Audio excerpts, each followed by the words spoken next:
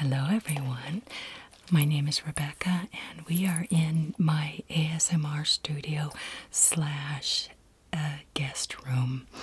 I just had my sister come and stay for a little while and it was so nice, very, very cheering.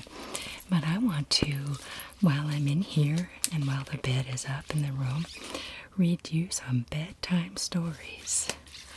A fine, fine school. And the moon might be milk, and Mike Mulligan and his steam shovel. I'm going to save this one for last because it's the longest and probably will for sure put you to sleep. But I think of all three of these, since I've read them before, this one is the one I'd like to start with. It is called A Fine, Fine School by Sharon Creech. Pictures by Harry Bliss. Cute. Okay, so let's start with. Alright. This is the front page.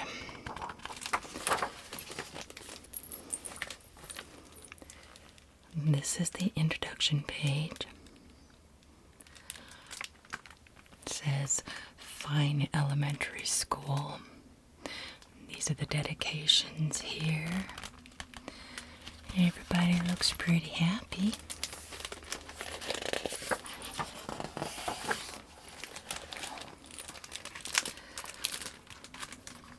Art is smart. Directions for construction. A pretty big T-Rex. Clear construction area. Build. Paper mache. Look at all the things that everybody's doing here. Mr. Keene was a principal who loved his school. Every morning he strolled down the hallway and saw the children in their classes. He saw them learning shapes and colors and numbers and letters. He saw them reading and writing and drawing and painting. He saw them making dinosaurs and forts and pyramids. Oh, he would say, aren't these fine children? Aren't these fine teachers? Isn't this a fine, fine school?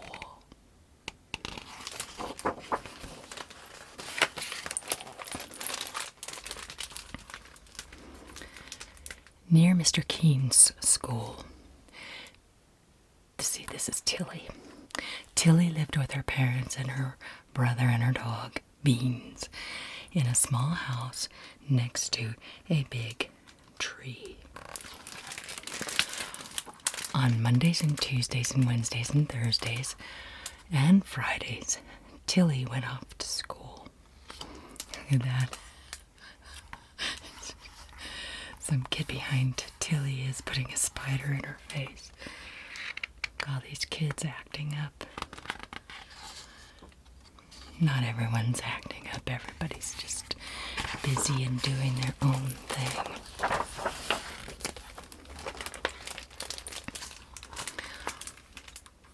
Okay, let's show the picture and I'll read the words. At school, Tilly learned her shapes and colors and numbers and letters. Sometimes when she saw Mr. Keene standing in the hallway, he waved.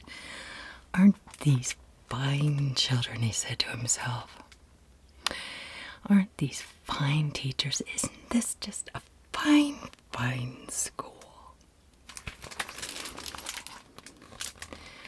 On the weekends, Saturday and Sunday, Tilly climbed her favorite tree. Her little brother says, I'm stuck, get help. And she took Beans on walks and threw him sticks. Let go now, Beans. And she pushed her brother on a swing and tried to teach him how to skip. Be one with the skip. That's what the little boy said. It's like a mantra. Okay. But on Mondays and Tuesdays and Wednesdays and Thursdays and Fridays, Tilly went off to school. Beans and her brother did not like to see her go. Hurry, hurry, hurry home, her brother called. He Tilly does look a little forlorn, and so does the dog. They just don't want to see Tilly go. One day, Mr. Keene called all the students and teachers together and said, "This is such a fine, fine school. I love this school. Let's have more school. From now on, let's have school on Saturdays too." The teachers and the students did not want to go to school on Saturdays, but no one knew how to tell Mr. Keene that. He was so proud of the children and the teachers, of all the learning they were doing every day. You can see the looks on the teachers' faces. Are like, what?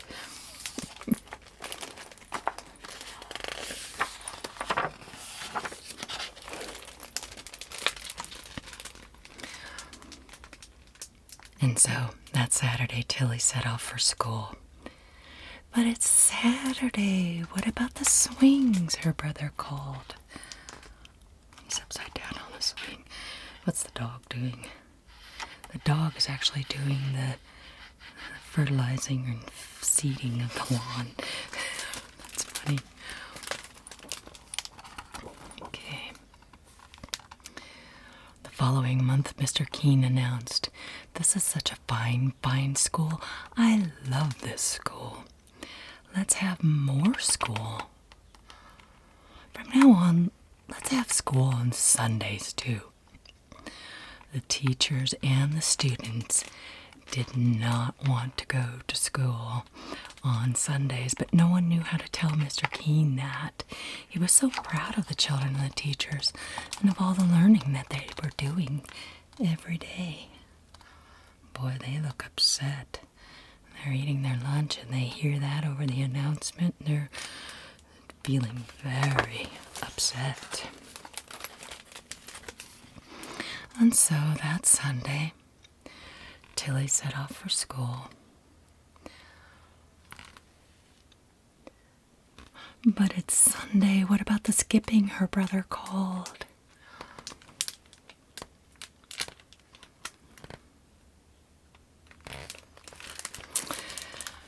Well, the following month, Mr. Keene called everyone together and said, "This is such a fine, fine school. I love this school. Let's have more school. From now on, let's have school on holidays too." Oh no. "On Easter and Ramadan and Thanksgiving and Christmas and Hanukkah, on all the holidays on every calendar." The teachers and the students did not want to go to school on holidays, but no one knew how to tell Mr. Keene that. He was so proud of the children and the teachers, of all the learning they were doing every day. Look at how upset they look. Easter schmeester. Say yes to school. He's handing out buttons. More school is way cool.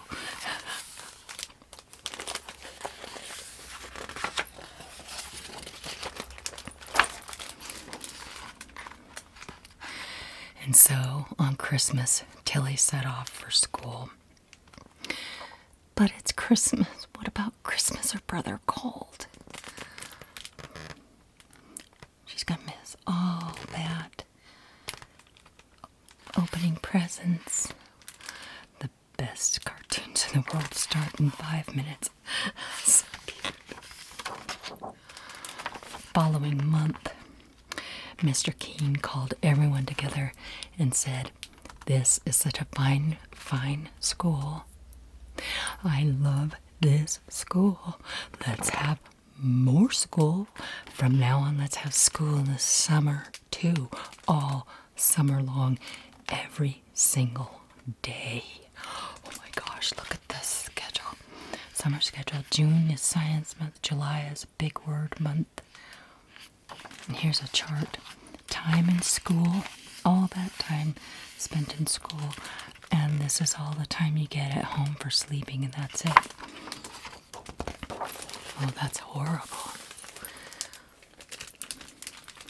Maybe some people would like school all the time, but these children and these teachers didn't. How much we will learn, he said. We can learn everything.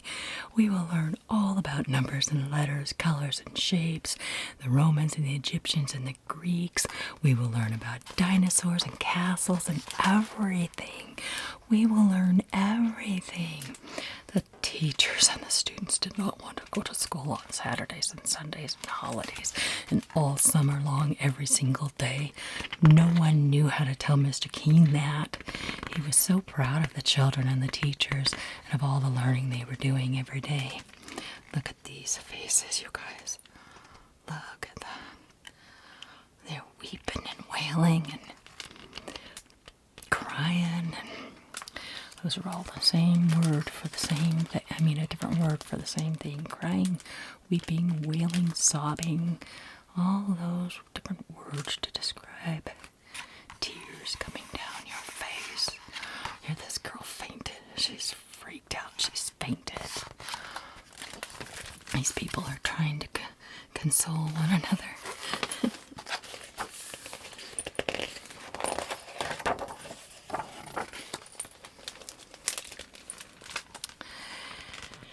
And so, on the first day of summer, Tilly set off for school.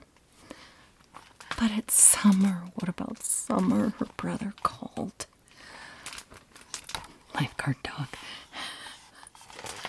And she's got all these notes all over her major briefcase now because she's got more homework and responsibilities than she's ever had before. She even has this giant backpack. And that day, Tilly went to see Mr. Keene. She stood in his office in the front desk. What a fine, fine school this is, Mr. Keene said. What amazing things everyone is learning. Yes, said Tilly, we certainly are learning some amazing things. A fine, fine school, said Mr. Keene. But, Tilly said, not everyone is learning.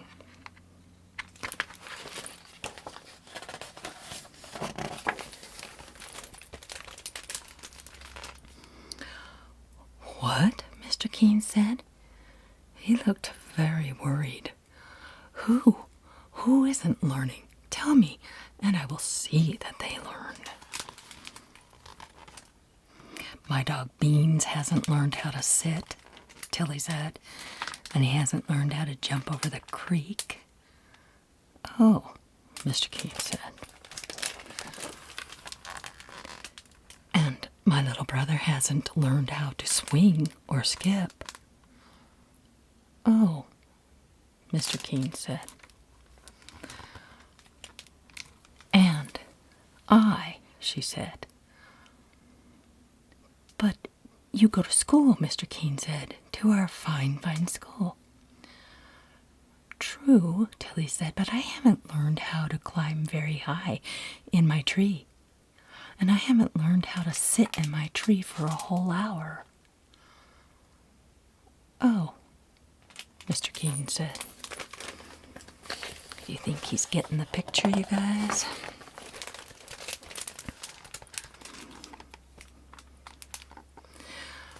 That day, Mr. Keene walked up and down the halls, looking at the children and the teachers. Up and down he walked, up and down, up and down. He's observing these children. I think he's observing that they're maybe not so happy. Here's a kid who's so busy that he doesn't have time to even brush his teeth at home. He has to do it at school. And this person has 10,000 pencils. Really hard math. This person has a suitcase. They practically live at school.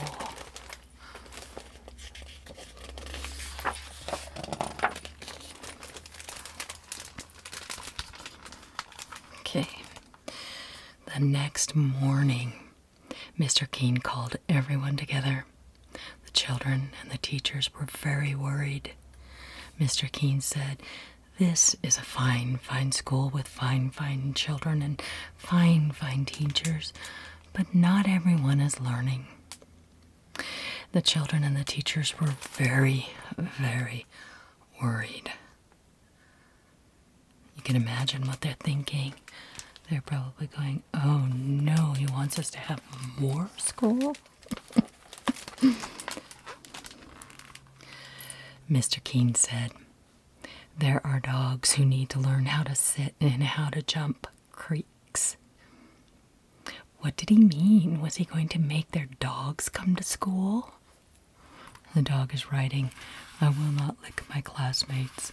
I will not lick my classmates. There are little brothers and sisters who need to learn how to swing and how to skip. What did he mean? Was he going to make their younger brothers and sisters come to school too?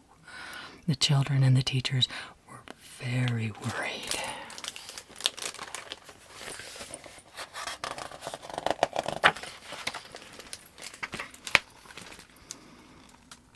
And you, all of you, children and teachers, you need to learn how to climb a tree and sit in it for an hour, Mr. Keene said.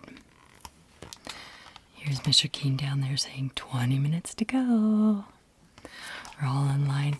They're picturing themselves all having to go and sit in a tree. The children and the teachers were very worried.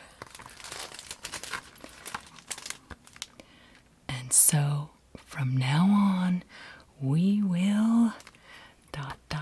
They're all going, oh no, what's he going to say? Oh no, how much worse can he get? They're in suspense because he says. And so from now on, we will pause this for a minute.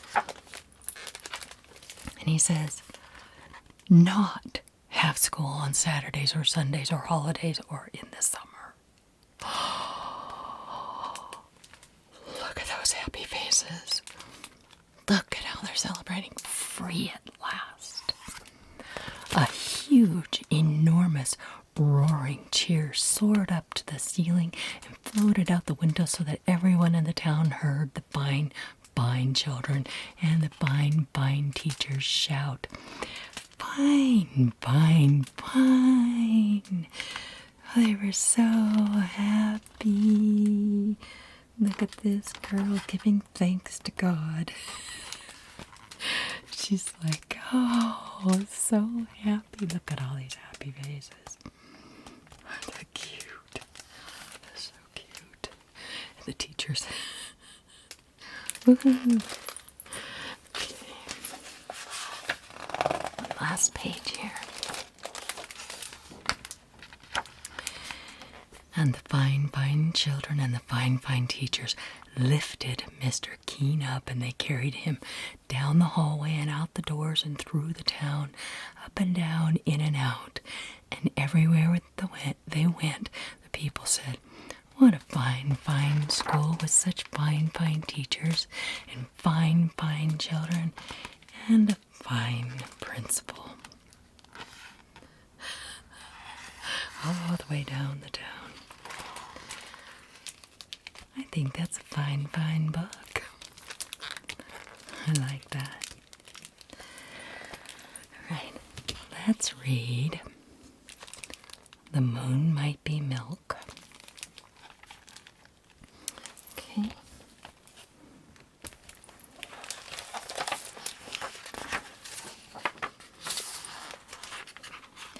By Lisa Shulman and illustrated by Will Hillenbrand.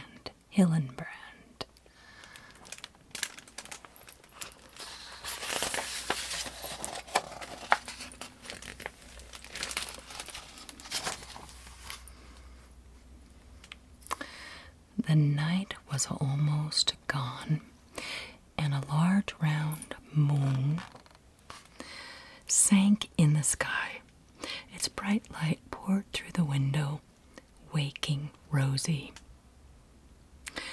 Look at the moon, she said to the cat. I wonder what it's made of.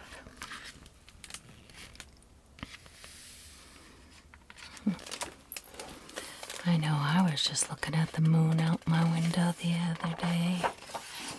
So bright. Okay, here's a little girl. Cat stretched lazily. The moon is a saucer of fresh milk, he purred. It spills from the sky into puddles on the ground. The moon might be milk, Rosie said, but it might not. Then let's ask Hen, said the cat. I wonder what Hen is going to say.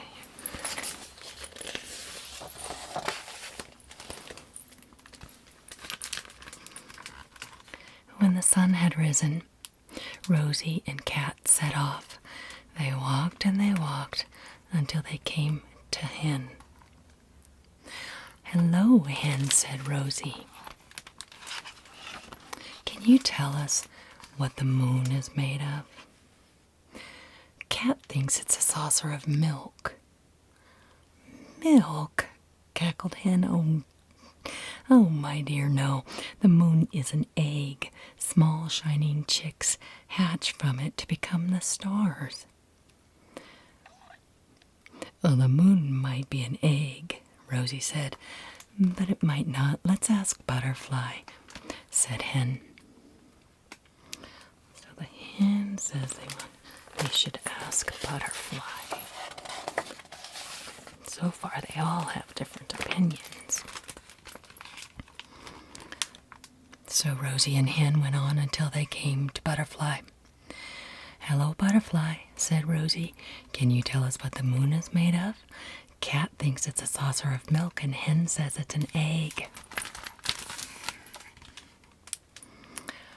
Oh no, whispered Butterfly. The moon is made of sugar. It's sticky and sparkling and oh so sweet. The moon might be sugar, Rosie said, but it might not. Then let's ask Dog, said Butterfly.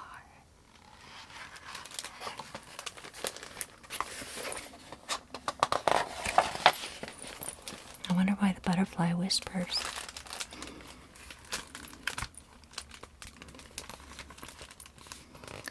So Rosie and Cat and Hen and Butterfly went on until they came to Dog.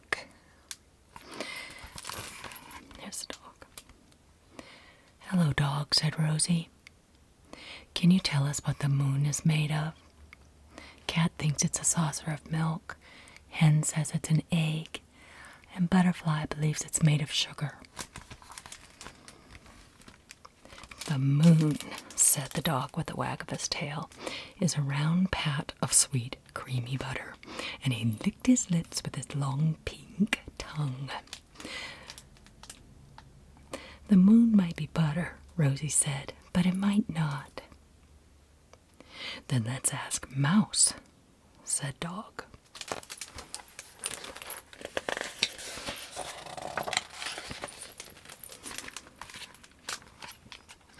So Rosie and Cat and Hen and Butterfly and Dog went on, and soon they came upon Mouse scurrying back to her hole. Hello, Mouse, said Rosie. Can you tell us what the moon is made of?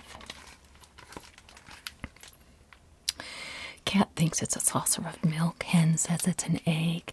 Butterfly believes it's made of sugar, and Dog tells us it's a pat of butter. You're all wrong, grumbled Mouse, anxious to be on her way. The moon is made of white flour. When the wind blows, it makes great powdery clouds in the sky. The moon might be flour, Rosie said, but it might not. Well, then what do you think it is? Said Mouse impatiently.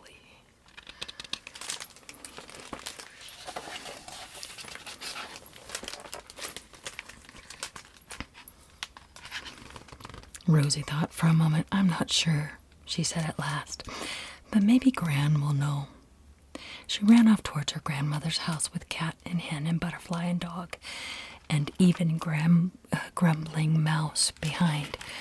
You see, there's a mouse, butterfly, dog, chicken, Rosie, and the cat.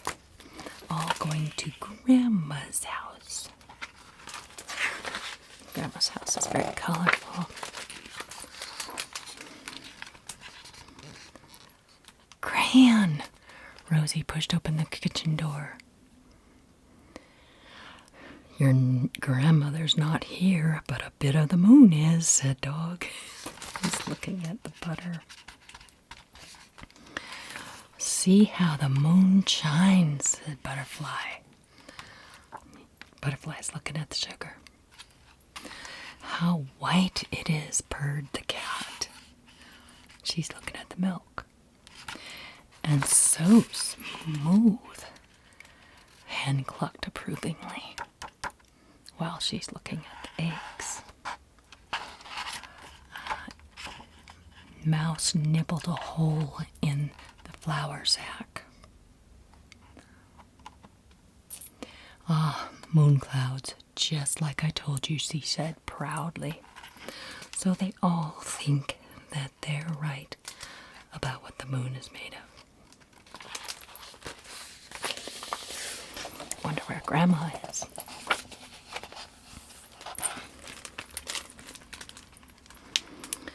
Just then, Rosie's grandmother came in. Rosie, she said, what a surprise. And what's all this? I guess it's the moon, Rosie answered. The moon? Gran, said Rosie, I've been looking all day for someone who can tell me what the moon is made of. And what have you learned? Gran set a bowl on the table as she asked her, what have you learned?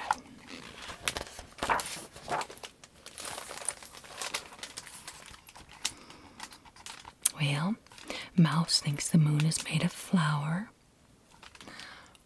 It is flour, Mouse said importantly. Perhaps it is, said Gran, measuring flour into the bowl as she said that. And Dog tells me the moon is a pat of butter, Rosie continued. That's right, said the dog. It's possible, said Gran, as she put butter into another bowl.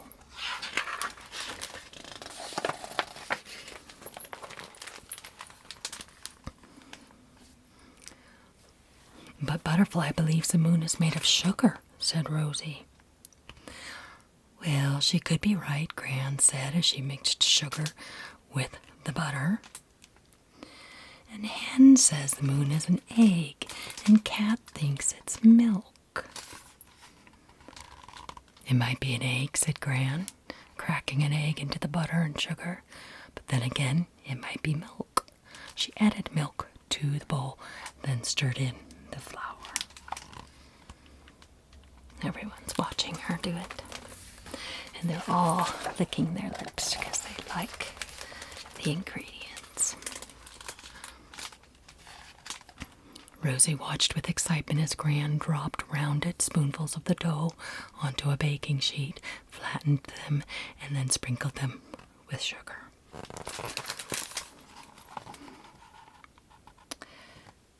As her grandmother slid the tray into the oven, Rosie burst out, Gran, I know what you're making. Gran smiled as the kitchen began to fill with the sweet scent of baking. Flour, butter, sugar, egg, and milk, Rosie said, ticking off the ingredients on her fingers. Gran, you have made the moon.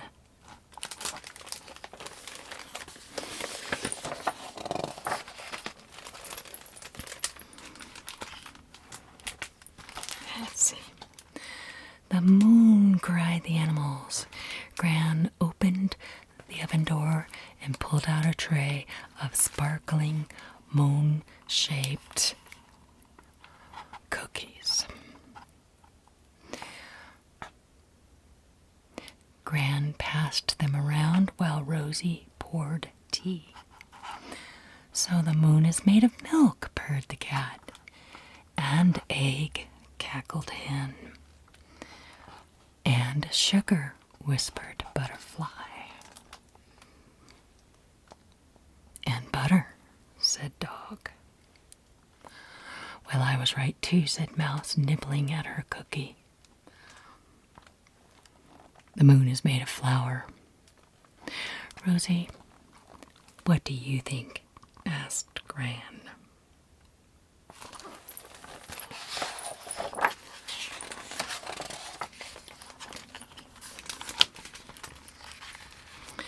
Rosie took a bite of her warm cookie and brushed the crumbs from her mouth. I think the moon is a great big sugar cookie in the night sky, she said at last. The animals nodded in agreement, and Rosie took another bite and looked out the window. The sun's rays were spreading over the hills like melting butter.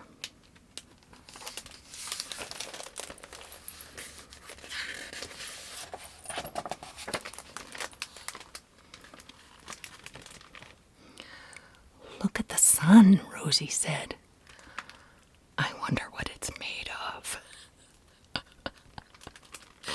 And thus begins another adventure of finding out what the sun is made of. Okay, so if anybody wants the recipe to sugar cookies, here it is. According to this book and Gran, you can take a screenshot and make sugar cookies. Okay, that's it for that book. We only have one book left called Mike Mulligan and His Steam Shovel.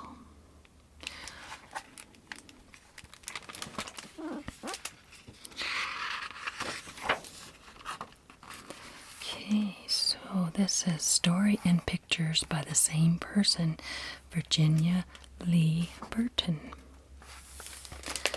Now, this is a longer book, so I'm going to go through this a little bit more quickly. Dedicated to Mike.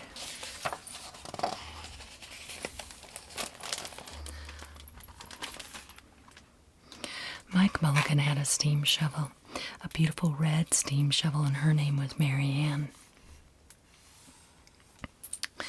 Mike Mulligan was very proud of Mary Ann.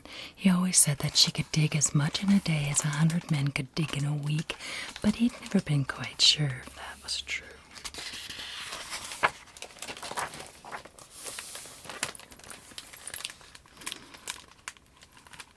Mike Mulligan and Mary Ann had been digging together for years and years. Mike Mulligan took such good care of Mary Ann, she never grew old. It was Mike Mulligan and Mary Ann and some others who dug the great canals for the big boats to sail through.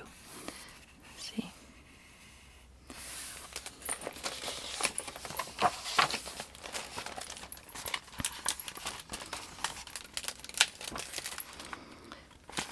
Okay, here's Mary Ann in the mountains. It was Mike Mulligan and Mary Ann and some others who cut through the high mountains so that the trains could go through.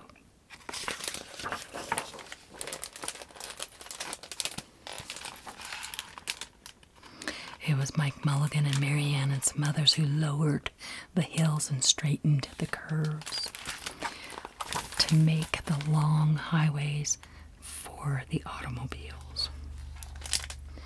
Yep, you would need some big shovels to dig out all that dirt. It was Mike Mulligan and Mary Ann and some others who smoothed out the ground and filled in the holes to make the landing fields for the airplanes.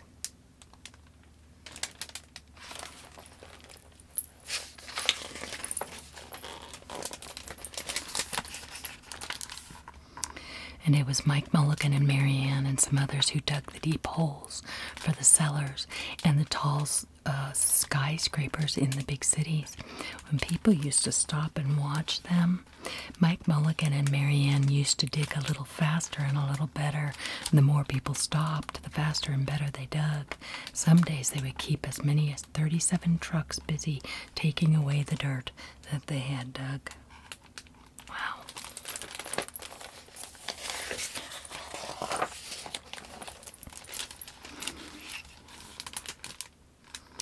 Then along came the new gasoline shovels and the new electric shovels and the new diesel motor shovels, and took all the jobs away from the steam shovel.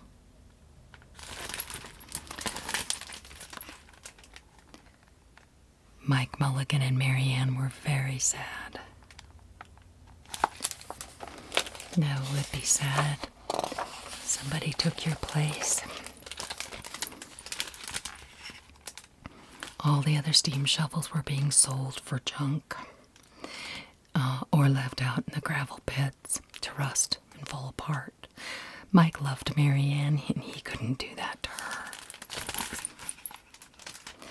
He had taken such good care of her that she could still dig in as much in a day as 100 men could dig in a week. At least he thought she could, but he wasn't quite sure. Everywhere they went, the new gas shovels and the new electric shovels and the new diesel motor shovels had all the jobs. No one wanted Mike Mulligan and Mary Ann anymore. Then one day, Mike read in a newspaper that the town of Popperville was going to build a new town hall. "We are going to dig that cellar of the town hall," said Mike to Mary Ann, and they started off.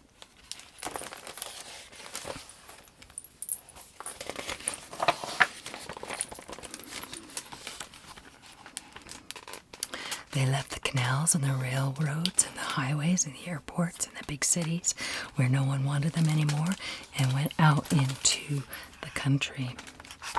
They crawled along slowly up the hills and down the hills till they came to the little town of Popperville. I guess that's Popperville.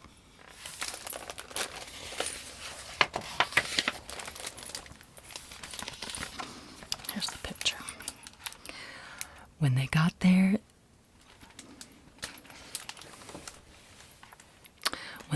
they found that the selectmen were just deciding who should dig the cellar for the new town hall.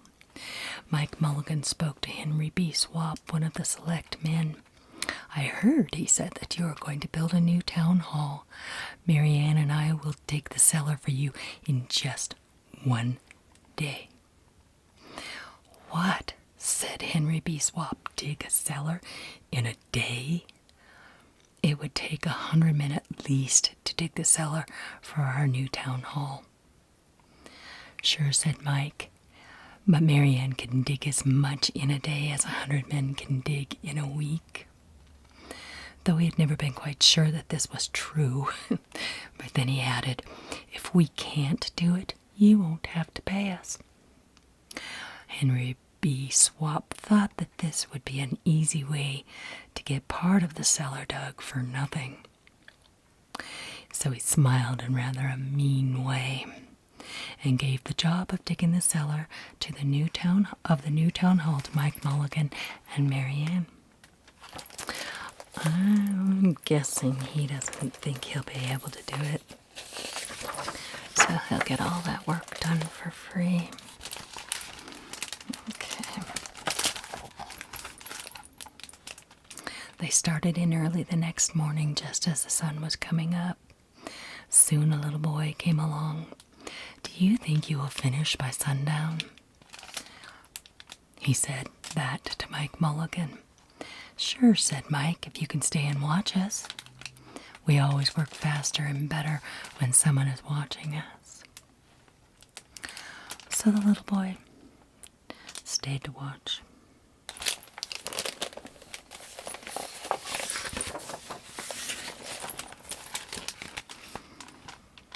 Then Mrs. McGillicuddy, Henry B. Swap, and the town constable came over to see what was happening, and they stayed to watch.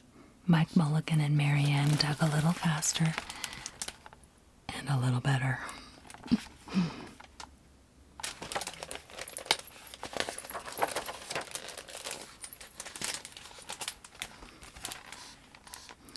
This gave the little boy a good idea. He ran off and told the postman with the morning mail, the telegraph boy on his bicycle, the milkman with his cart and horse, the doctor on his way home, and the farmer and his family coming into town for the day. They all stopped and stayed to watch. That made Mike Mulligan and Mary Ann dig a little faster and a little better, and they finished the first corner neat and square. But the sun was getting higher.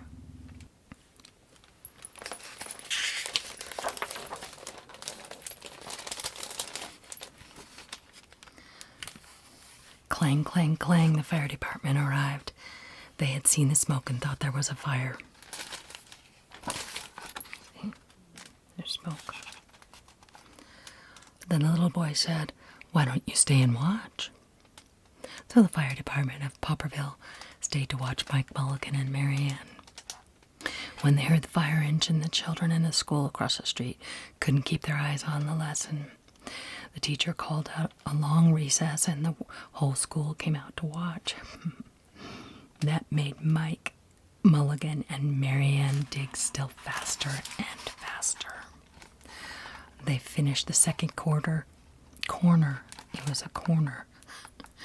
They finished the second corner neat and square, but the sun was right up in the top of the sky. Here's the sun.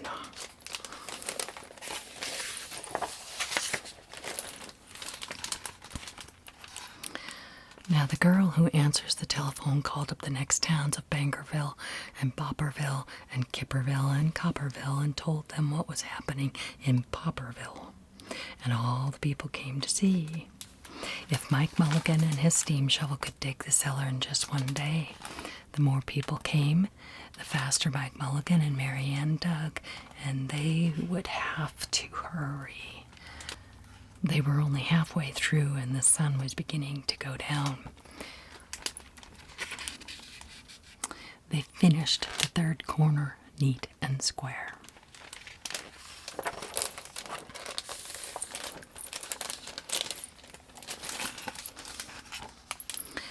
Never had Mike Mulligan and Mary Ann had so many people to watch them. Never had they dug so fast and so well, and never had the sun seemed to go down so fast. "Hurry, Mike Mulligan, hurry, hurry," shouted the little boy. "There's not much more time." Dirt was flying everywhere, and the smoke and steam were so thick that the people could hardly see anything. But listen, bang, bang, crash, slam, louder and louder, faster and faster.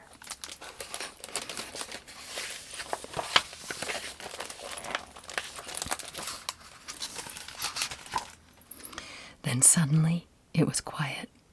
Slowly the dirt settled down, the smoke and steam cleared away, and there was the cellar, all finished. 4 corners, neat and square, 4 walls straight down, and Mike Mulligan and Mary Ann at the bottom. And the sun was just going down behind the hill. "Hooray!" shouted the people. "Hooray for Mike Mulligan and his steam shovel. They have dug the cellar in just one day."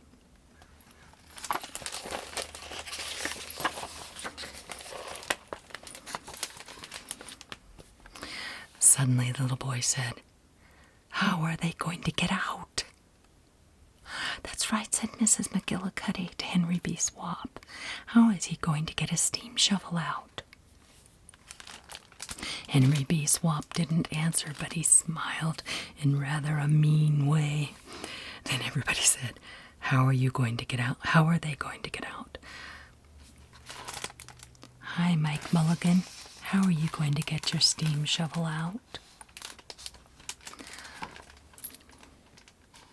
There's the picture. Mike Mulligan looked around at the 4 square walls and corners, and he said, "We've dug so fast and we've dug so well that we've quite forgotten to leave a way out. Nothing like this had ever happened to Mike Mulligan and Mary Ann before, and they didn't know what to do.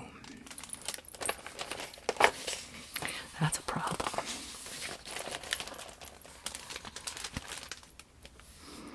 Nothing like this had ever happened before in Popperville. Look at this line of people. Everybody started talking at once, and everybody had a different idea, and everybody thought that his idea was the best. They talked and talked, and they argued, and they fought till they were worn out, and still no one knew how to get Mike Mulligan and Mary Ann out of the cellar they had dug. Then Henry B. Swap said, "The job isn't finished because Mary Ann isn't out of the cellar, so Mike Mulligan won't get paid." And he smiled again in a rather mean way.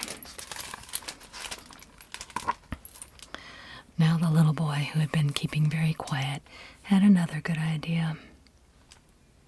He said, "Why couldn't we leave Mary Ann in the cellar and build the new town hall above her? Let her be the furnace for the new town hall, and let Mike Mulligan be the janitor.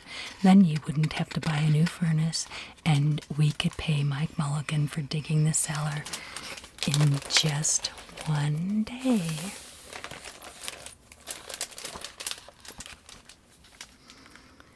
"Why not?" said Henry B. Swap, and smiled in a way that was not quite so mean. "Why not?" said Mrs. McGillicuddy. "Why not?" said the town constable. "Why not?" said all the people. So they found a ladder and climbed down into the cellar to ask Mike Mulligan and Mary Ann. "Why not?" said Mike Mulligan. So it was decided, and everybody was happy. Even the steam shovel Mary Ann is smiling.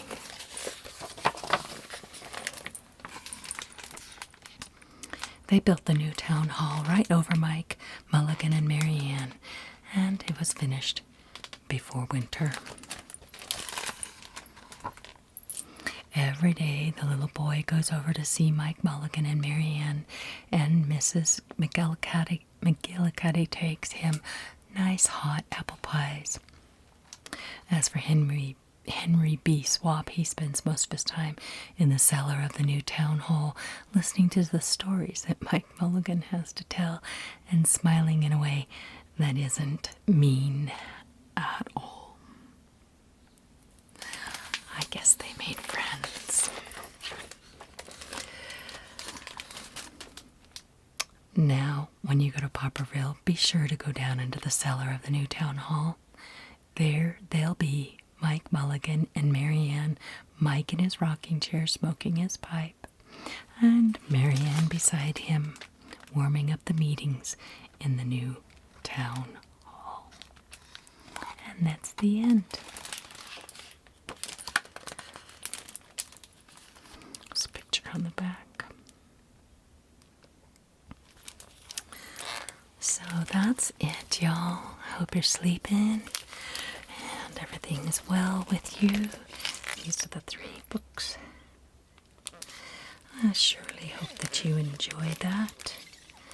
And I hope you have a wonderful, wonderful day and night.